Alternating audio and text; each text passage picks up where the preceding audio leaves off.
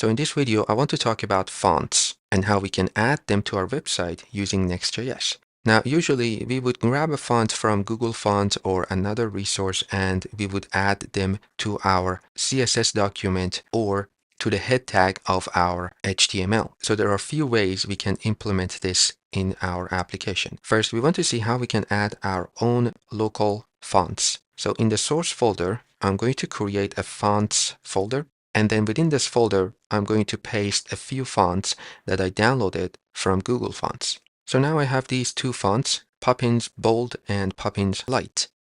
We want to use them in our application. In order to do that, we can open our root layout.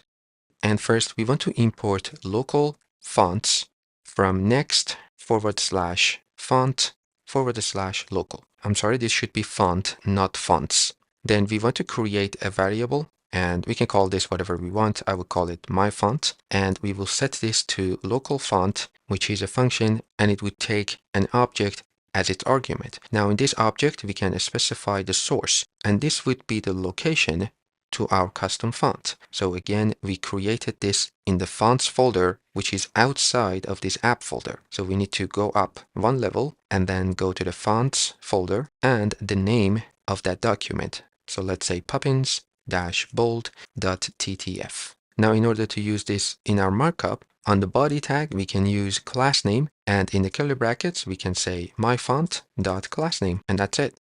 So if we go back to our website, you can see the fonts are actually different a bit, and they're all bold. And if we take a look at the body tag, the font family is set to my font. So that is the first way to use local fonts. Now, if you have multiple documents like what we have here, and they represent different styles of a font, you can pass an array here instead of this text. So I'm just going to cut this and then pass an array. And within this array, we will have different objects. First, we need to specify the path, and I'm going to paste that directory. Then we can define the weight. For example, this is bold, so I will set it to 600, and the style. So I will just call this bold. Now let's copy this object and paste it under that. And we want to now target this light style of this font. So instead of bold here, we would say light and set the weight, for example, to 200 and the style to light. So now we have two variations of the same font. If we go back to our website, again, you notice these texts are in a different weight than the title. If we open our global.css for a moment, I have a class title down here, which sets the font to bold. So this is a Tailwind class, but since we are setting the weight here to 600, Tailwind would automatically pick up and make this bold, but otherwise it's going to be light or not bold. So this is how you can include your local fonts, but we don't want to use this one. I want to use the fonts included in Next application. So I'm going to delete all of this, including this folder. We don't want this.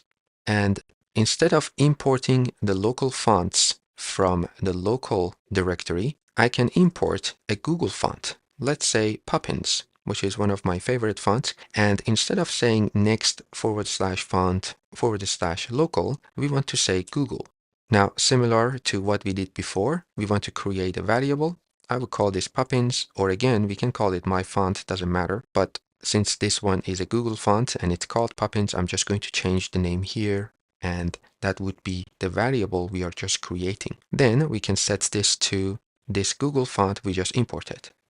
And this font, like our custom font, is looking for an object that is the option. So we need to specify the weights we are going to use and also the subsets. So let's pass an object here. And first, we want to set the subsets to an array, and we set the value to Latin. Then we want to pass the weight property. Again, it's going to be an array. And in here, we can specify the weights we want to use. Let's say 200 and 400 and maybe 700. So just by adding that, we now have a custom font. And on our body tag, we can say class name is Poppins, this variable, and the class name. So going back to our website, you notice we have our custom font, and on the body tag, the font family is set to Poppins.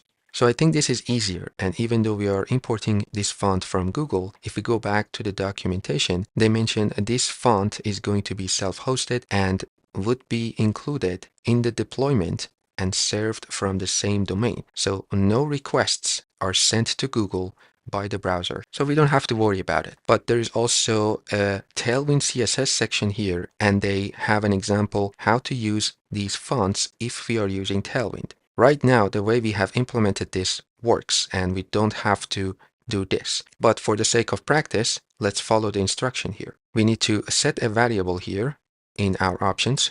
So let's say variable, and it's going to be a text with dash dash font and then dash Poppins, the name of the font. Then instead of passing the variable down here into the class name, we are going to use backticks and then $ curly brackets to have a dynamic value. And then we want to grab Poppins.variable. So instead of class name, we say variable, and then outside the curly brackets, we can say font sans. So this would include the fallback fonts as well. Then we need to open our Tailwind config file, and then under theme, extend, we want to extend the font family and set it to an object, and then say sans and set this to an array. And then inside this array as the text, we would say var parentheses, and we want to target our font.poppins. So basically using CSS variables. And this is the Tailwind way of implementing a Next font. So again, this is our main layout. We are importing the font.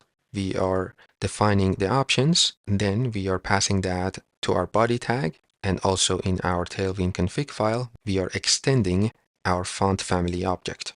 And back to our website, we can still see the font Poppins applied to our website. So that's it about this video and how we can include custom fonts in our next application. See you at the next one.